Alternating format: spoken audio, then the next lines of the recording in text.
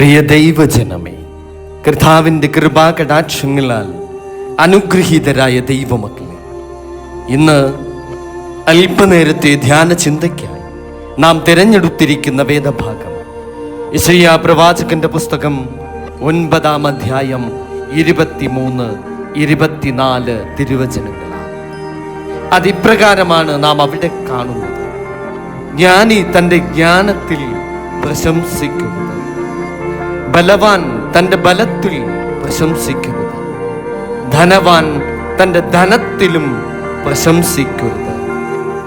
പ്രശംസിക്കുന്നവനോ യഹോവയായ ഞാൻ ഭൂമിയിൽ ദയയും ധർമ്മവും നീതിയും പ്രവർത്തിക്കുന്നു എന്നിങ്ങനെ എന്നെ ഗ്രഹിച്ചറിയുന്നതിൽ തന്നെ പ്രശംസിക്കട്ടെ. ഇതിലല്ലോ എനിക്ക് പ്രസാദമുള്ളത് എന്ന് യഹോവയുടെ അരുളപ്പാട്.